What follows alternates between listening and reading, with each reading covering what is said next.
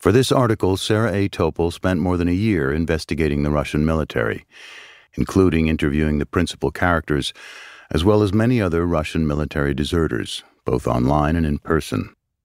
Because of the continuing security risks faced by Russian deserters, Ivan and Anna are pseudonyms. This reporting was supported by the International Women's Media Foundation's Howard G. Buffett Fund for Women Journalists.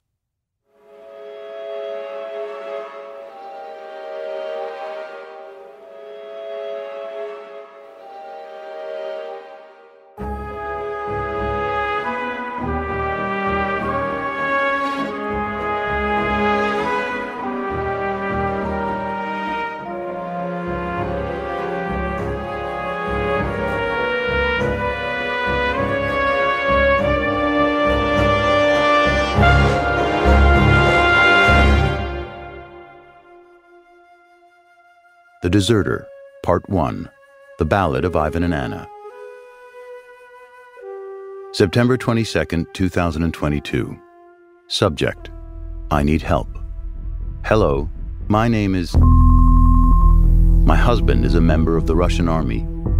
He several times refused to participate in the special operation. He should have been fired, but he has not been fired so far. We are against war. We hate this mode in our country. Please, help us save his life. He has a foreign passport, but he cannot take it. Please, I beg you, help. Today or tomorrow he must be sent to war. My number is +7. Thank you. Forgive me for writing this letter so chaotically, but I am crying and feeling absolutely hopeless.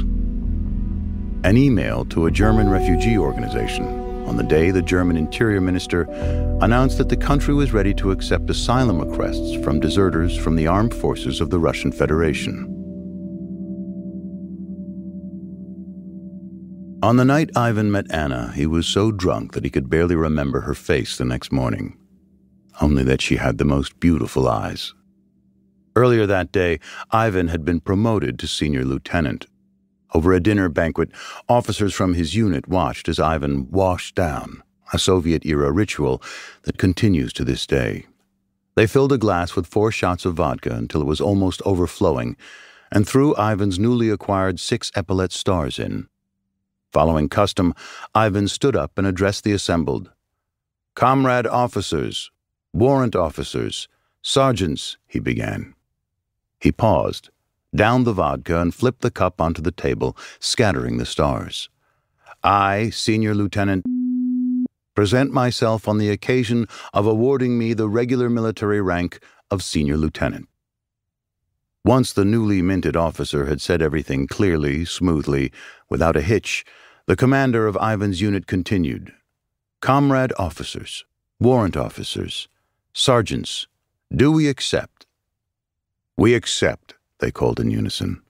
They put 3 stars on each of Ivan's shoulders, doused them with vodka, and pounded on them hard, so that the pins on the bottom dug into his skin. If Ivan had messed up, he would have had to drink another 4 shots and try again. Afterward, they headed to a club. In the crowd, under the dim, smoke-addled light, he saw Anna.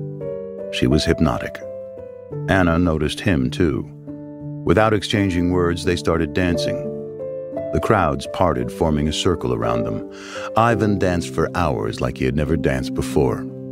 Later, he would call her Andromeda, like the goddess and the galaxy, a constellation in the evening sky that shone so brightly it eclipsed all the stars. At the end of the night, or more like early morning, Ivan gave her his phone and told her to put in her number. Anna obliged, but when she looked up, he was gone.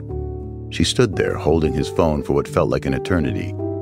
Another guy came up and started chatting to her. "Buddy, you're too late," Ivan proclaimed from behind them. She peered over and saw him covered in sweat, holding a huge bouquet of lilies. He had sprinted to a 24-hour flower shop nearby. Anna was in town from St. Petersburg as the maid of honor at a wedding. At the ceremony earlier that day, she caught the bouquet. By the end of the week, Anna would be returning to her university hundreds of miles away. Ivan would leave for a month-long assignment around the islands of the Pacific. a routine expedition to observe and eavesdrop on U.S. Allied training there. Later, both would agree it had been fate. The Russian ship was a simple surveillance vessel with radio equipment that looked as if it was from before Ivan's grandfather was born. Ivan had just bought his first camera, and for a month he took photos of the clouds, low and heavy over the waves. He imagined all the things he would tell Anna when he next got the chance.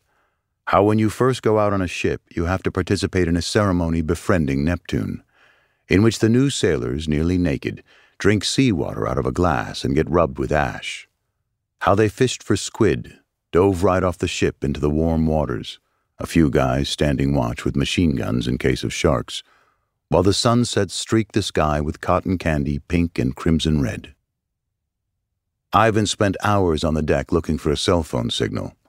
When he found one, he ordered Anna flowers, sent her sushi rolls through friends, and plotted a trip to St. Petersburg to surprise her. For her part, Anna sleepwalked through her classes, rereading all his texts. She marveled at his descriptions of the Philippine Sea, the color of the water. She was sure she had never seen a shade as blue as what he described. One day, not far from port, Ivan's boat passed 50 meters from an American aircraft carrier that looked straight out of Hollywood. Most of the soldiers had never seen a ship so big. The carrier's hatches were open, interior compartments visible with airplanes and all kinds of equipment inside. The Russians, in flip-flops and swim trunks or underwear, ran out to sea. The Americans stood on the deck in blue uniforms with white helmets and gloves, their ship glistening in the sun. Everyone waved. Ivan grew up on the outskirts of nowhere, in an unremarkable mid-sized city near a military base. His family considered themselves patriotic. Though they didn't talk much about politics, Ivan was taught that he lived in a righteous country. Nearly every Soviet family had lost a man to the front in World War II, in what Russians call the Great Patriotic War, and both Ivan and Anna grew up on stories of sacrifice. Ivan's father served, as had his father before him. As a child of the perestroika experiment, Ivan watched Russia sink into a decade of banditry, political tussles, and get-rich-quick schemes.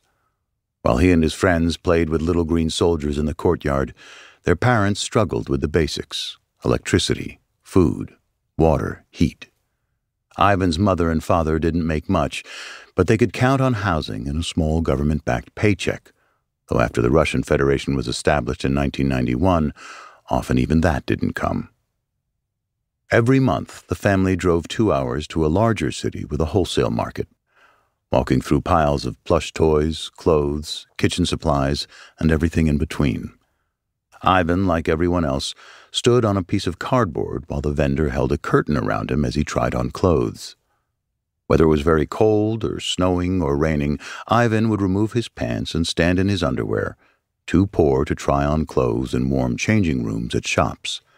This phrase, "dressed on cardboard," is still used to describe a generation of Russians who lived through the poverty of the 90s. Ivan was in secondary school when Vladimir Putin rose to power at the turn of the century and began to establish his system of control, promoting from his inner circle while crushing oligarchs and cracking down on newly gained freedoms. Still, in this new Russia, money was everything. Though Ivan's family had stability, they had nothing on his girlfriend's parents. When he opened their refrigerator, there was so much juice, J7, the kind with pulp that his parents never bought. Her father was a businessman, and though Ivan wasn't sure what exactly that entailed, he wanted to be one too. But the year before Ivan graduated from secondary school, he spent a week with a family friend's son, who spun him a tale of adventure in the Special Forces, where young men went on training missions for days with just their bare hands to sustain them, living in the wild with a compass and a set of instructions. In wartime, they would sneak behind enemy lines to help lead the rest of the troops to victory safely, protecting their own in defense of their homeland. Ivan had always been a sucker for romance, for a world where the villains and the heroes were clear. There were rules in the military games Ivan played as a child. Under no circumstances could anyone attack a hospital. And that's the kind of world Ivan liked. where things were black and white, and every problem had a solution. Ivan got into one of the most competitive Russian military academies. It wasn't that he dreamed of going to war. He just thought it wouldn't happen. Becoming an officer was a fine path for a kid from nowhere. A degree, free health care, a pension, and a guaranteed apartment upon retirement. Not that Ivan was thinking that far ahead. He was spellbound by the promise of adventure. At the academy, cadets lived in barracks with metal bunk beds in neat rows. In the corner, there were mats and a punching bag. The shower was cold water from a hose connected to the tap. Ivan loved it immediately.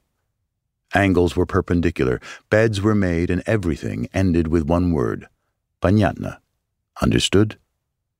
The young men skied in the backcountry, learned terrain navigation and hand-to-hand combat, figured out how much TNT would blow a railway and how much would blow a bridge. They studied languages and built up their physical endurance.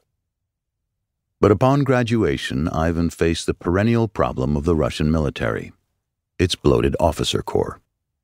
Ivan was a lieutenant doing reconnaissance duty, a position far from his specialization, the elite unit he trained for. His shifts were 24 hours on, 24 hours off, drafting training and duty schedules that no one looked at, and heating up his food in the microwave. He tried to complain to his superiors. The state had paid for his education and then assigned him here. There was no opportunity to do what he trained for. No chance to put what he learned to the test. Worse, no one cared. Ivan couldn't just leave the service. If he were to break his contract, he would have to pay back the state for his education, lose his benefits, and have a mark on his record. It's not as if he knew how to do anything else anyway. When he looked at the civilian sector for job opportunities with his language skills, he saw ads that said, "Military cadet graduates need not apply." Ivan decided to write it out, but the lack of good billets made life boring and difficult. He tried to distract himself, applying to different remote rotations. At least he could try to make life more interesting. After he started dating Anna, Ivan found that he began to think more critically. It wasn't just that she pressed him to be more thoughtful about their relationship. She challenged him to think about a lot of things he had taken for granted before. The contrasts didn't hit him all at once, but more slowly, an accumulation of incongruities that built up over time. Ivan told her about another work trip when he had been sent to the 2,600-mile-long border with China. On top of a reconnaissance station, he could see both sides of the boundary clearly. On the Russian side, he saw a dilapidated village, not even a town, just a village, with broken roads and half-drunk passers-by. On the other side, Las Vegas. High-rise buildings, neon lights, wind turbines. It looks like the difference between heaven and earth, he thought. At the time, Ivan and his comrades had asked one another, why couldn't their country do anything like that? It's bad, the young men agreed. But like most Russians, they did nothing but remark on it, without the expectation that it would change. Apathy is a skill that requires practice over time. Ivan had never considered himself a big talker, but Anna had a lot of things to say. She had been struck by the economic boom that followed the poverty of their childhood. The future and its possibilities had been dazzling. She had done everything she could to get out of her own childhood nowhere and to St. Petersburg, a city of white nights, deep winters, and big dreams.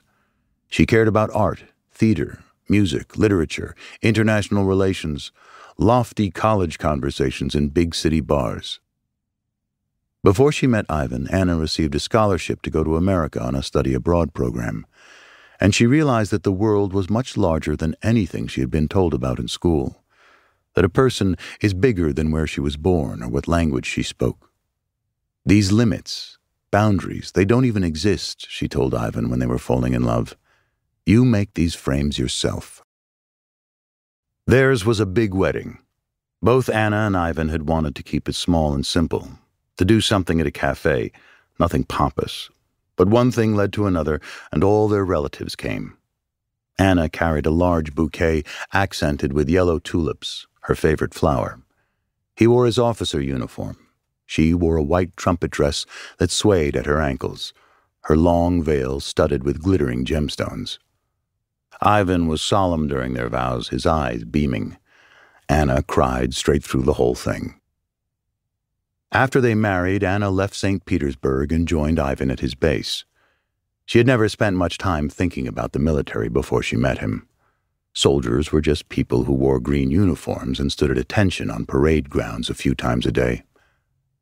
Ivan left in the morning, came home for lunch, left again, and was home for a late dinner. It looked like a regular civilian job, except everyone cursed all the time. Like most Russians, Anna and Ivan saw politics as something dirty, something better avoided. It was best to focus on things you could actually control, and so neither of them had paid much attention to Putin's political maneuvering or his engineering a return to power for a third term, despite sweeping protests in 2012. They lived in a tiny studio apartment that they renovated themselves. They had few luxuries, but they were happy. They wrote each other poetry, danced together, sang together, and even wrote a book just for the two of them so they wouldn't forget. They started planning for a baby. When she was young, Anna kept a diary. On page after page, she begged the world to give her true love. She loved Ivan with a kind of mystical force, and she wanted to have a family. She worried that his talents were wasted in the army. He was smart, greedy for life at his core. But the man she had fallen for had chosen this road, so she took it too. Ivan's disappointment with the realities of service were bearable, until he got a new commander. His subordinates nicknamed him Pig for his jowls and ruddy cheeks. Pig started pocketing the rations earmarked for field training, which the guys were able to sell if they brought their own food from home. Ivan was owed 3 days' worth after a weekend in the field, so he went to demand them. If they didn't put an end to this now, who knows what would happen? First it's rations, Ivan said, then it's our wages. His colleagues told him not to bother. Everyone knew Pig had plenty of schemes. The confrontation went nowhere, and instead the commander started singling Ivan out, writing him up for minor infractions that everyone committed, like carrying a cell phone around the base, to get him demoted. When Ivan went to the military prosecutor's office to fight his demotion, he was told he would win a case against Pig in court, but he lost. Of course, Pig had a kreisha, a roof. How is this happening? Ivan would ask. Everywhere I'm told I'm right, so why am I being punished? Did I steal the rations? No. Those are my rations. He stole them from me, and I'm wrong? Graft was endemic in the Russian military, permeating every level from the top brass to the grunts. The scale is astounding, said Sergei Fredinsky, one of Russia's chief military prosecutors. Sometimes it seems that people have simply lost their sense of moderation and conscience. Theft was hard to root out, even if someone wanted to. It was less about criminality and more a mentality. The thinking was simple. It's one thing to serve the motherland, but you can't forget about yourself. Pig was among the many commanders who stole state-subsidized fuel from the military and sold it on the side at the civilian market price. There were a number of methods for doing this. Blatantly filling a commercial truck at a military gas station, filling a military transport, siphoning fuel from its tank to other carriers, and then adding fake kilometers to trucks to explain the difference on the accounting end. Pig was also ordering his subordinates to saw wood from the base's firing range so he could sell it. Everyone did it. Russia's turn-of-the-century prosperity had tapered off with the 2008 financial crisis and falling oil revenue. Though the government's official statistics suggest that poverty hovers around 10%, an investigation by the Russian outlet The Insider shows that the reality is much worse. Roughly half of Russian families in many regions live below the poverty line. Outside the major cities, more than 10 million people do not have gas in their houses. They collect wood for heating. Many families still do not have indoor toilets. They defecate in holes in the ground. There had been plenty of idiocy that Ivan overlooked in his service. Literally hours of watching troops paint the grass green, ripping dandelions with his bare hands, plowing and replowing snowbanks for no discernible reason, standing at attention for hours in the freezing cold on the parade grounds. Then there were larger frustrations, like the fact that they were promised weekends and overtime but never got them. Every repair at the base, painting the barracks, fixing broken stairs, was made using money the officers and the soldiers had to throw together, though they were making next to nothing themselves. According to the Rand Corporation in 2008, around 30% of officers holding the rank of major and below were earning wages at or under the poverty line. Units were asked to donate for repairs, but everyone knew there was no answer outside of, "Yes, comrade." As a result, men like Ivan sold military fuel or bartered parts to make base repairs. Few civilians realized that each commander in the Russian military was actually a fiscal hostage. When an officer assumed his position, he signed off on responsibility for all his unit's equipment, much of which had been sold or bartered by the previous commander and so was never actually there. This made it impossible to abdicate his job because it would look as though he stole the equipment, and he would have to use his own money to replace it. The equipment that was there was outdated and broke frequently. Not because someone did something wrong, but because the parts were old and unserviceable, or because the repair unit didn't feel like coming out. Still, the officer would be blamed for not monitoring the equipment well and penalized. So instead of reporting the break, the officer would sell some of the military's fuel to repair the machinery. Was that really stealing, or was that simply the job? After his demotion, Ivan stalked around the base trying to foment a rebellion. He wanted to file a collective complaint against Pig to the military prosecutor, but none of the other soldiers would go on the record with him. The main thing is that when they discuss something in the back rooms, everyone is like, yes, let's do it. But when I come up and say, let's take action, everybody says, oh, come on. Why? He would rage to Anna. Because everybody realizes that the same thing that happened to me is just going to happen to them. They're just going to be removed from their position on some flimsy excuse. Everybody's got debt, everybody's got families, and no one needs it. Anna didn't understand why it was this fight over stolen rations and his litany of complaints that broke him. He could be so categorical, so rigid. She supported his decisions, but she didn't understand why he needed this. She told him to be careful. He was in the system, and he had two choices. You either play by the rules or get out, she told him. If you go against your superiors, you risk everything. Was that really something he wanted to do? At night, in their tiny apartment, they sat at the kitchen table as he tried to explain it to her. The Russian military had promised him better. A better billet, a better life, and some kind of purpose. And now, after he watched them steal so much they were ruining his reputation, how much more could one man take? What kind of military was this? The roots of the dysfunction could be traced back to the army of Ivan's forefathers.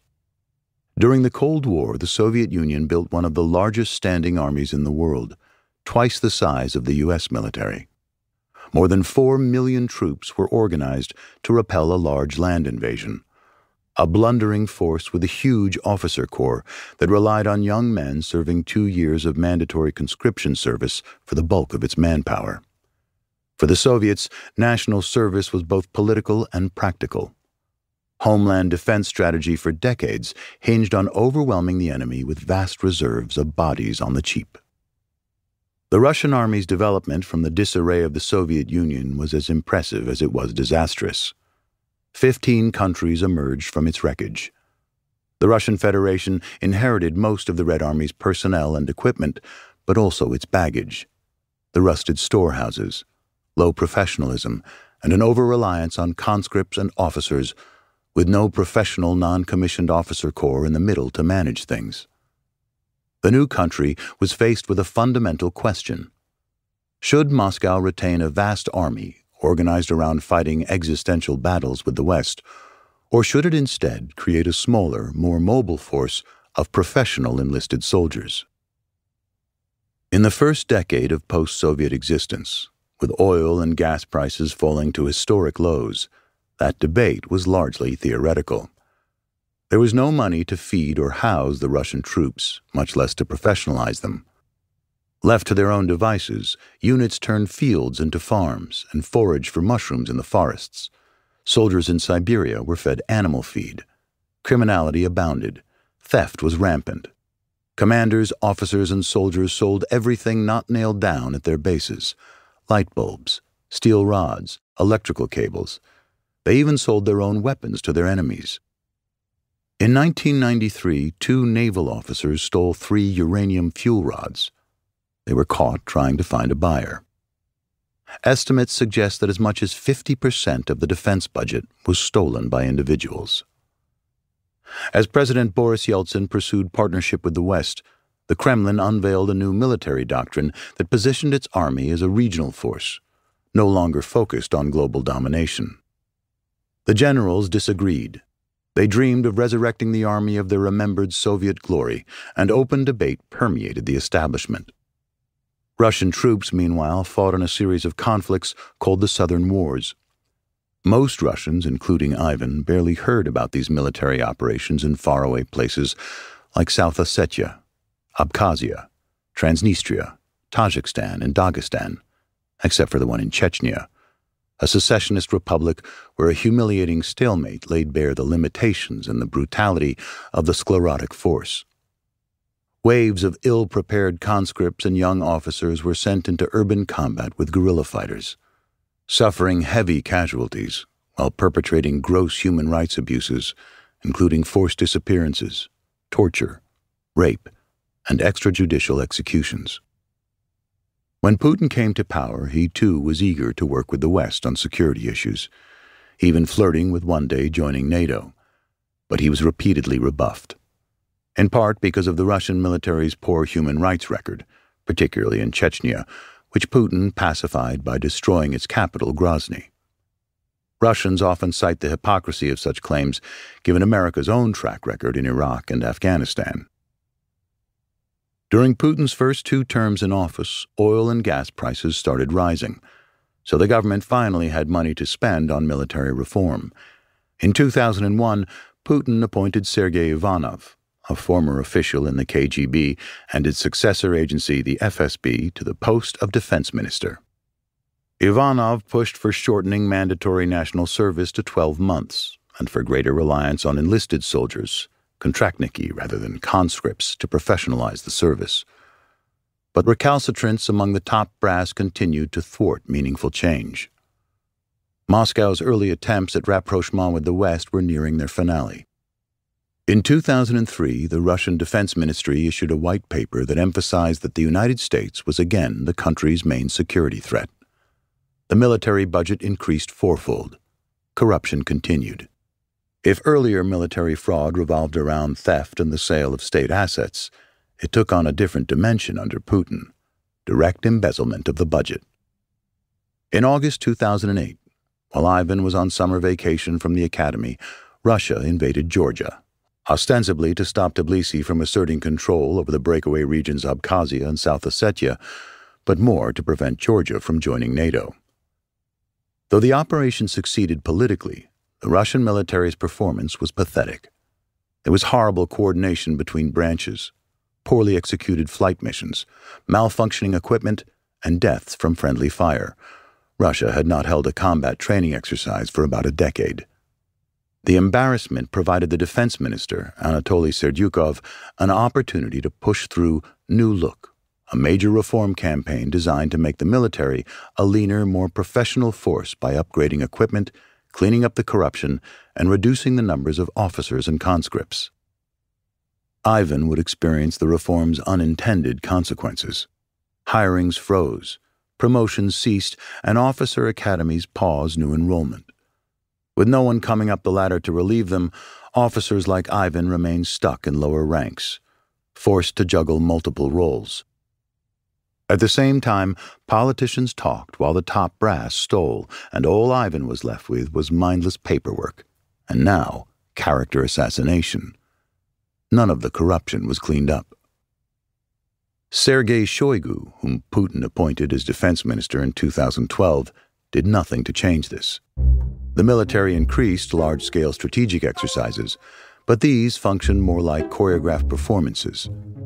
Appearances outweighed reality. The most glaring example of this was the emphasis on metrics, verified by the photo report. Activities had to be photographed for documentation. That meant that a commanding officer was supposed to not only do his job, run an exercise, say, but also produce a photo report about it to send to his commander the same day. The requirement covered everything from trainings to storehouse checks. There was no task more universally derided. The Soviet-era adage, "We pretend to work and they pretend to pay us," was reborn for the digital age. One former service member I spoke to, Alexei Alshansky, who was a warrant officer responsible for the training grounds of the 4th Guards Tank Division of the Western Military District, used Photoshop to repaint old spotted camouflage uniforms into new Shoigu-favored Ratnik pixels so that his unit could recycle old photo reports. "I swear, I'm not joking," he told me, laughing about the proliferation of the practice. "I've even seen photo reports verifying the making of photo reports." As the slideshows went further and further up the district ladder, Russia appeared to have the most fearsome army on earth. But at the ground level, everyone despised the requirement. For commanders, it doubled the workload. For grunts, it meant an absurd amount of time wasted standing around posing. Many ignored the trainings themselves and just did the photo report. There was no time for both, even for those commanders who actually wanted to work. The outcome verged on cartoonish. Typically, one man was chosen and photographed. He was sweeping the barracks, doing the dusting, cleaning the bathrooms, fixing the piping, and raking the lawn. Everyone knew it was bogus. What kind of one-man company were they running? What a great guy who could do everything in 2 hours. Photographs of warehouse stores were taken from below, so it looked as if all the shelves were full when only the bottom one was. Early in the pandemic, when it wasn't clear whether the photo report should show a service member wearing a mask or not wearing a mask, Ivan just photographed the same scene twice and turned in both pictures, so the duty officer could pick which one he sent up the chain of command. Ivan managed to transfer to a hardship posting, where his service counted double toward his retirement. He got a raise, but he still spent all his time making photo reports or filling out useless paperwork. The new base was even more grim than the last. It reminded him of the Western movies he watched as a kid. Tumbleweeds, fields, deserts, broken swings. The town was pathetic. Zero infrastructure, 2 rundown bars. Ivan and Anna lived on the main street. From their second-floor apartment, they could see the skate park downstairs. Next door, there was an open field. In the winter, it was a hockey rink. In the summer, a soccer field. When Ivan went out with Sasha, their baby, he could sit on the bench and watch Anna inside. Sasha had been born a week late. Anna had worried about her pregnancy constantly. She joked that she was so unable to let go that she must have willed the delay herself. Ivan decided to stop drinking in advance of the baby's arrival. He wanted everything to be perfect, including himself. He put the crib together and set up the nursery while Anna was in the hospital. He held her hand through her 2-day labor, barely leaving her side. At work, Ivan spent his days shifting papers. He would submit a spreadsheet about drivers, surname, first name, patronymic, license category, motorcycle, car, truck, car owner, service member, or spouse. He would enter the data and send in the spreadsheet. But a week later, the columns changed places, and he was told to submit it again. "I submitted it last week, didn't I?" "Submit it again." A week later, the same thing. That was just one piece of paper from one division commander. Multiplied by all the other chiefs, there were 1 billion pieces of paper. There were also endless loops of morning, afternoon, and evening roll call assemblies on the parade grounds. 8:45 a.m. for 9 a.m. flag raising, 1:45 p.m. for lunch, 3:45 p.m. afternoon roll call, 6:15 p.m. assembly. Then there were the officer meetings at 8 in the morning and 5:30 in the evening in the command headquarters tactical room, where everyone had to leave phones outside and watch slideshows. After those meetings, Ivan would be assigned more paperwork that he needed to submit in the morning so that his commander could go to the internal formation and the base commander could say to him, "Did you do your job?" And he could say, "Yes." No one cared that they ended up sitting in their offices until 10 p.m., working on filling out useless columns. If anyone asked for the overtime they were entitled to, the commander would say, "What? You overworked? Your shoelaces untied. Uniform violation. Reprimand. For an officer, that reprimand was 6,000 to 7,000 rubles, or $65 to $75. No one wanted to pay that kind of money, so no one said anything. Still, some of the New Look reforms appeared to be working, and the Kremlin started to actively use the military to further its foreign policy aspirations. In 2014, Ivan had watched on TV as Moscow took advantage of Ukraine's domestic unrest and internal divisions to annex Crimea. A small elite unit of little green men in Shoigu's newly redesigned green pixel uniforms stormed the peninsula. Their discipline and professionalism were obvious. No Russian lives were lost. Though Europe and America responded with sanctions and sanctimony, the Kremlin was able to thwart Ukraine's aspirations for ascension to the European Union and force the West to acknowledge Russia's opinion on geopolitical affairs. The operation's success produced a wave of patriotism. Most everyone in Russia, including Ivan, believed that Crimea was theirs, that it had only been given to Ukraine by a drunken Khrushchev. It was a good way to get people to forget about their outhouses. Even opposition politicians like Alexei Navalny did not oppose the move. When unrest roiled eastern Donbass in 2014, the state-run media told Ivan that the Ukrainian province wanted to secede, but that Kyiv wasn't letting it. Russia needs to help the ethnic Russians there, it intoned. The Kremlin sent in unmarked troops to support the separatists, but Ivan and Anna's TV showed them none of that. To them, in the distant reaches of their base, it all felt so far away. Across Russia, militarism was rising. After successes in Crimea and Donbass, Russian forces deployed to Syria in 2015 to help Moscow's embattled ally Bashar al-Assad stay in power. There, the military reforms again appeared to bear fruit, demonstrating that the Russians were capable of small, quick operations and showing off the country's new weapons. Strike fighters and ship-based cruise missiles fired from more than 900 miles away in the Caspian Sea. Russia's emboldened military intelligence agency, the GRU, experimented with international influence campaigns. Since the fall of the Soviet Union, Russians had felt their geopolitical influence wane. As former Soviet republics elected pro-Western governments and chose to join NATO, Putin's early attempts to partner with the West ended in rebuke and shame.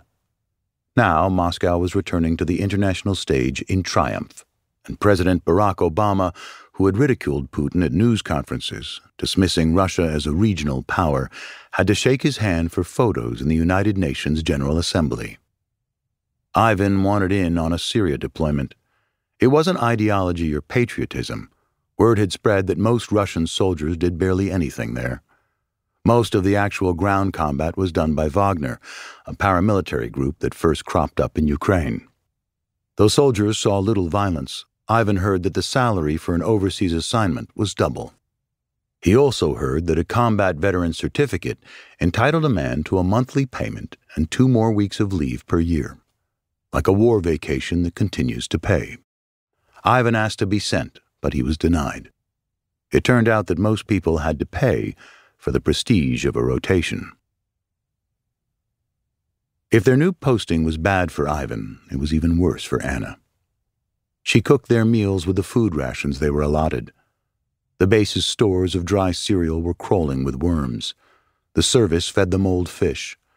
She didn't like the other officers' wives much and didn't have close friends or work that absorbed her.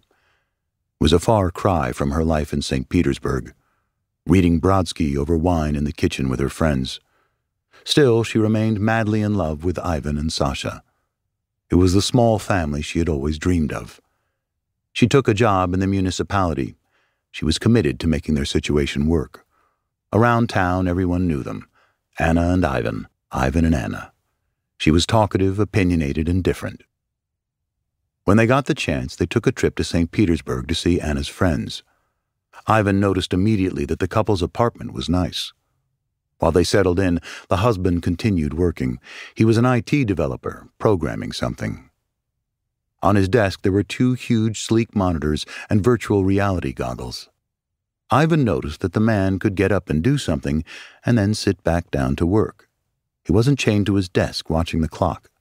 It was his choice how and when he worked.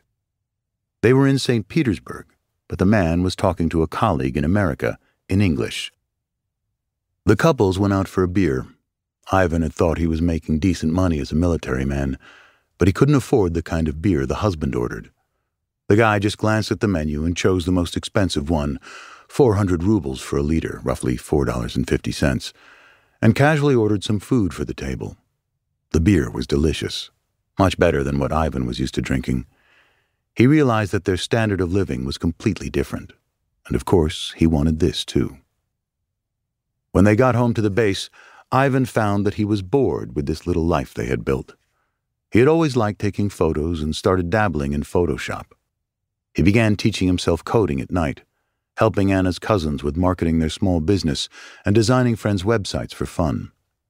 Ivan and Anna made a plan. He would leave the military and become a web designer.